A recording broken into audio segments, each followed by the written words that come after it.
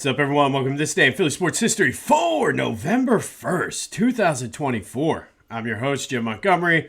Welcome to a Feel Good Friday edition of the podcast. Hopefully, you are recovering nicely from your candy hangovers. And I gotta say, man, my kids made out like champs. Like, we went with a group from the neighborhood, and it was awesome. I drug a cooler full of beer, Gatorade, water, everything. Probably about 20, 25 of us. It was a lot of fun, but man, I've never seen it where the kids had to like switch out their bags. It was almost like a pit stop for a NASCAR race where it was just like, all right, dump, go, and like, it's insane. So we will be eating candy for weeks to come here in my house, but good time was had by all. So hopefully everybody out there had a good time and was safe. It was actually not quite as warm as I thought it was going to be, which was nice. But man, what a beautiful night for trick-or-treating. I hope you enjoyed it. Happy Friday. Happy November. And before we get into today's episode, some quick housekeeping notes. Be sure to follow me on social media, Jimbo_Mont at Twitter and TikTok. On Instagram at PhillyJimbo. Subscribe to the YouTube channel at Jimbo_Mont. That is where a lot of the stuff is going to be posted. I've been playing around for the Hall of Fame induction spotlight. I've been posting those videos, kind of as standalone videos as well on YouTube. And it seems like that has been working out. So I'm going to start playing around in the future with some shorts and things like that. Now that school year, we're a quarter way in and the kids' sports schedules are slowing down somewhat. Might play around with some different things. So the best way to stay in the loop is to subscribe to the YouTube channel, Jimbo_Mont, and leave a comment. Let's outsmart the algorithm. But more importantly, spread the word. Because if you're enjoying it, like I said, likely someone else in your circle will. So continue to spread the word and let's grow this thing. Big things are on the horizon. I can feel it. All right, I've been teasing this for a couple months now. And officially yesterday with the Philadelphia Sports Hall of Fame, I've been talking about ever since I interviewed Ken Avalon, the president, a year ago when I still had Back to the Future. I went to the ceremony last year, had a blast, just mingling, talking, telling stories. And if you remember, I spent a lot of time, I sat at the same table with Valerie Still, who is from Jersey, and she is the all-time leading rebounder and scorer in Kentucky basketball history, both men's and women's. So just a fun time. Started volunteering with them, was involved in the candidate inductee selection process this year. But I've been working on kind of some side projects for them. And one of the projects officially went live yesterday. A media release was sent out. I don't know if I can send the media release, but I will post the link to this in the description here. But we've been working on digitizing the entire Hall of Fame collection. So obviously I've told you that up at Spike's Trophies in the Northeast, they have sort of a preview gallery where they have a couple different exhibits. Some things are permanently there all the time, like the big hat that was on William Penn from the 93 World Series just hangs from the ceiling. It's a pretty cool piece. But they constantly are rotating out the exhibits and trying to showcase all of the different memorabilia that they have. There's pictures and everything like that. So I've been working on sort of organize that with the team, as well as sort of, and you guys know I talk about this on this podcast a lot. I like to tell the story. To me, it's more than just, this happened on this day in history. Great, move on. I like to tell the background and the story. So I've been working with a team of people. I've been focusing primarily on the baseball artifacts, and it's a work in progress still, but there's enough now that we went live with it. So you can now access all the Philadelphia Sports Hall of Fame artifacts and just kind of browse, look. I've been writing things up, telling the story about the players, the teams, the venues, things like that. So very, very excited that has gone live. And as I mentioned, it's going to be an ongoing thing as things come in, as we get more time to sort of document and write up the stuff. There's some things on the horizon where we're going to do spotlights of either certain teams, players, things like that. So a lot of fun. And especially if you enjoy this day in Philly sports history, you're going to love this. Just some of the cool, like I said, just artifacts that there's just no room to display, that they're sitting in storage, but nobody gets to see them. So now anybody can go and see what these artifacts are. That link is in the description, but that is live. That is what I've been working on. And quite honestly, I've been teasing that, I'm trying to do some things for the podcast. That has been taking a lot of my time, but it's well worth it. So please go check that out. The link is in the description. All the sports are on there, and it's constantly growing. So one of the things, and I'll post the link, and it's a website that I created. But a lot of times, and I've had people call me who have seen my business card out and about and say, hey, I was going through my grandmom's attic or my husband's things who passed away, and I found whatever. And those are the things. So if you have anything cool Philly sports history related, get in contact with me and we can certainly display it and things like that. I had a lady call me and say she had 2 tickets from Game 2 of the 1980 World Series and was able to go look at them. And she ended up holding on to them because she felt that it would be something cool to give her grandson. But it was just cool to have experiences like that. So that's the project I've been working on for the Philadelphia Sports Hall of Fame. That link is live. So if you go in the description, it'll be the top little thing there. Click on it, play around with it, have some fun. Leave me some feedback too if you think of collections or whatever you want to see featured and spotlighted. But that is live. The link is in the description. It's been fun doing this, and again, it's just going to continue to grow. So that is officially live as of yesterday, and I'm super, super excited to be a part of it and the Philadelphia Sports Hall of Fame organization in general.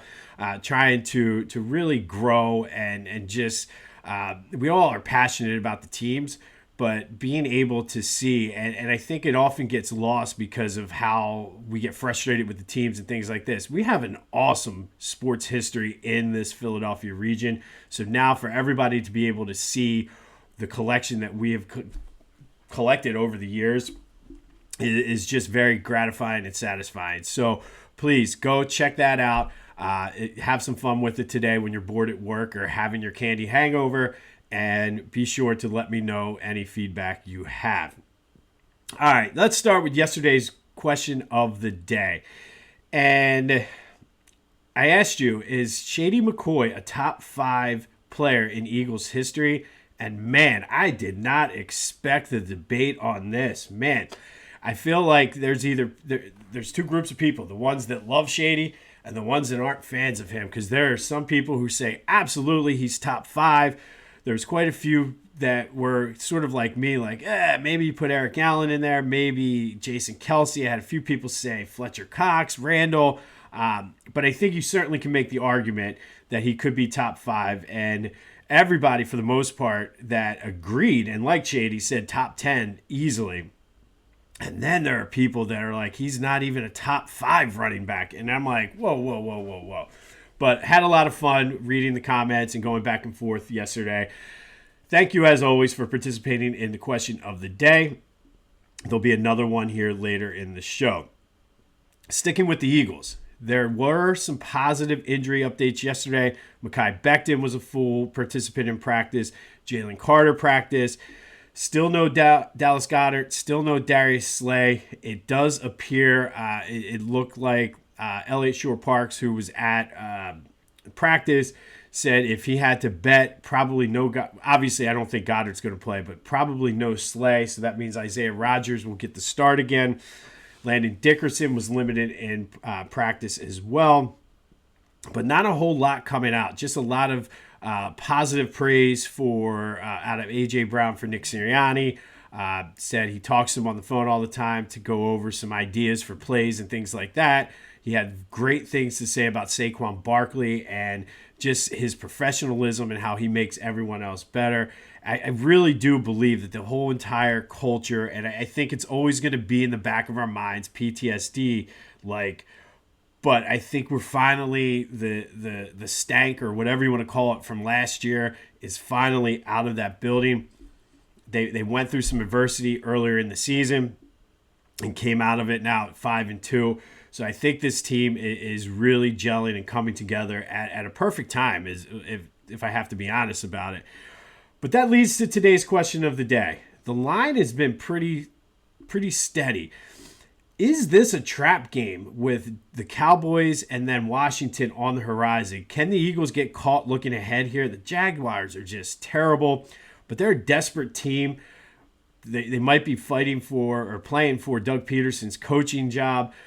So what do you think? Is this a trap game for the Eagles? 267-495-8531. That'll get you into the Back to the Future voice and text line. Get that, anything else Philly sports related off of your chest. But could the Eagles get caught napping here?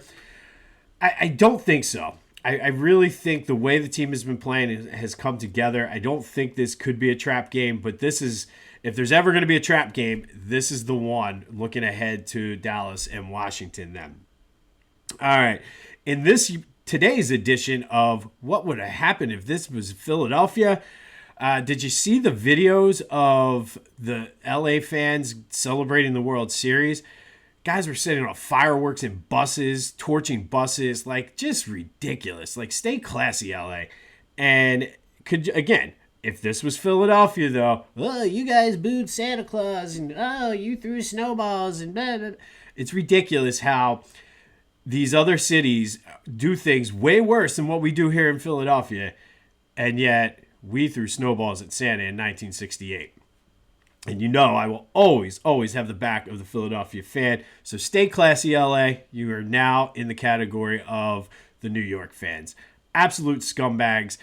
And I shouldn't laugh at this, but one of the guys who was trying to set fireworks off, I couldn't tell where he was setting them off, like toward a bus, blew off his hand. So kind of karma coming to bite him in the butt. But man, why would you set fireworks off in a bus? Like, that's just dumb. That's not even like, oh, you're a scumbag family. That's just dumb. Absolutely dumb. But there is some Phillies news. I've read that John Middleton is willing to spend more money. He said, I will go to that third luxury tax level if it's for the right player. Now, is that Juan Soto? I don't know. I think there's more holes than just needing Juan Soto. Not that I would be upset if the Phillies did sign him, but I think you could probably get a couple different players. But it all comes down to John Middleton willing to spend the money. And he's on board if it means winning the championship and it's the right player. So more on that as the Hot Stove League heats up. All right, be sure to check out my boys at the Clashing Conferences Halloween specials this week. The football episode was pretty funny. Baseball episode dropped last night. You might see a familiar face on there. I had some fun, spent a couple minutes with them, just kind of dropping in. Had a little bit of fun, talked about the scumbag New York fans and how they were grabbing at Mookie Betts. So go check that out wherever you get your podcasts, as well as on YouTube. And then go to Philly Goat. We talked about it a lot last night on our walk for trick-or-treating. Those cooler bags would have come in handy last night, specifically the backpack cooler. They've teamed with Varsity Cooler. Go check it out. Get one of those coolers. Makes a great birthday or Christmas present. Go check that out. And then look at whatever they have shirt-wise. The shirts just are phenomenal. I did a little quick audible because it was too hot to wear my pumpkin suit out yesterday. So I wore the voting shirt with the Philly Fanatic, put my Fanatic headband on, and was a loyal campaigner for the Philly Fanatic for president in 2024. But go to Philly Goat, check out their shirts, get one of the cooler bags, and be sure to use the promo code Jim Montgomery to take 10% off of your order. All right, Flyers with a big win yesterday, 2-1 over the Blues. I was able to catch the second and third periods of this game, and they look pretty solid. They're still playing with a lot of energy. They're carrying momentum. That's 2 in a row, and they've won 3 of 4 now. Hopefully that means they've kind of turned the corner after that rough start to the season. I did see the stat that all time on Halloween, the Flyers are 10-5-3, make that 11-5-3 now.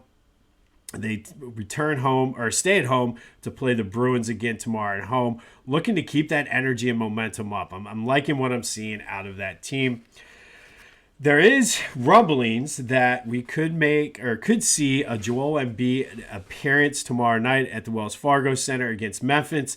That have not heard anything yet about Paul George. I guess he's going to work out yesterday. He was supposed to work out yesterday, and then again today. But it did see that Joe was participating in some 5-on-5 scrimmages, so that means he could be ready to make his debut. We'll see. We've talked a lot about that, but we'll have hopefully some positive updates on that on tomorrow's show. All right, today, before we get into this day in Philly sports history, I have to wish the Philadelphia Phillies a very, very happy and special birthday. On this day in 1883, the Philadelphia Baseball Club Limited was awarded the rights to replace the team out of Worcester who folded the year before. The group that bought the rights to the Philadelphia Phillies was led by Al Reach, we've talked a lot about him. He was big in the sporting goods in Philadelphia, and John Rogers, who was an attorney. So happy birthday, Phillies. On this day in 1883, the Phillies were born. All right, today, we're going to go back to 1987 and do a little Flyers. On this day in 1987, the Flyers beat the Kings 4-1 at the Spectrum. Murray Craven had a goal and 2 assists. Brian Propp scored his 300th career goal. Dave Brown and rookie Magnus Roop. I wasn't sure exactly how to pronounce that, but Magnus, what a name for a hockey player. They also scored as the Flyers broke a 5-game winless streak. Brian Propp became the 5th player to score 300 goals with the Flyers. That team in 87 and 88 was coming off of the Stanley Cup run where they took the Oilers to 7 games and Ron Hextall emerged as the star. They ended up finishing second in the Patrick Division that year and lost to the Washington Capitals in the first round of the playoffs after blowing a 3-1 lead and then a 3-0 lead in Game 7. Oof. But on this day, Flyers beat the Kings. Brian Propp scored his 300th career goal, becoming the fifth Flyers player to score 300 goals while with the Flyers. That season did not turn out well for the Flyers, though. Finally today, our 2024 Philadelphia Sports Hall of Fame inductee spotlight. And this is a biggie. And we talked about Chase Utley. There's another big Philly that is getting inducted this year who really are like the headliners. But on a normal year where you don't have legends in Phillies, this guy probably would have been the headliner of the induction class. Today, it's Jameer Nelson, for a basketball player. Jameer is a Chester native, played his high school ball at Chester High. He led the Clippers to the 2000 PIAA. I always get that wrong. PIAA state championship. I had the opportunity to see him play in 2000 down at, I guess it was 2001. It was the year after, but I saw him play down at the Liacouras Center while I was at Temple against my alma mater, Coatesville. And he was just a special player then. And it was him and Coatesville's John Allen who played a little bit overseas. And I believe he made a couple rosters in the NBA. But Jameer was just a special, special player in high school. He's a FIBA under-21 gold medalist. And then for college, he stayed local, went to St. Joe's. And I think everybody knows Jameer Nelson when he was at St. Joe's. But he started every game his entire 4 years there, 125 in total. And while at St. Joe's, all he did was dominate. He was the National Freshman of the Year in 2001, led the Hawks to that magical 27-0 regular season, number 1 seed and Elite 8 appearance in 2004. And really, the only thing that stopped them from going to the Final Four was just a ridiculous shot by John Lucas III for Oklahoma State. I remember it's one of the few times during that time period, being a diehard Temple guy, that I was actually pulling for the Hawks that day, but it wasn't meant to be. And that shot by John Lucas III was just outstanding. But that was such a magical run for the St. Joe's Hawks. He was a 3-time A-10 first-team player, first-team All-American in 2004. He was the Player of the Year both nationally and in the A-10 that year. when he left St. Joe's, he's their all-time leader in points and assists. His number 14 is retired down at Hawk Hill. He did get drafted number 20 overall. Ended up having a solid NBA career, played 15 years, made the 2009 All-Star game. Career averages were 11 points per game, 5 assists. Not bad at all. He now serves as the general manager for the Delaware Bluecoats for the Sixers G League. He's in the St. Joe's Athletics Hall of Fame, the Big Five Hall of Fame, the Delaware County Athletes Hall of Fame, and on November 7th, he will take his place among the all-time greats in Philadelphia sports history when he is inducted into the Philadelphia Sports Hall of Fame, joining some of the greats in Philadelphia sports history. But Jameer Nelson from Chester played at St. Joe's and had a very, very, I would say, above average NBA career, 15 years, averaging 11 points, 5 assists, very solid. But everybody's going to remember Jameer for that wonderful 2004 tournament run that the Hawks went on, and it took a ridiculous shot to stop them from going to the Final Four. But Jameer Nelson is today's 2024 Philadelphia Sports Hall of Fame inductee spotlight.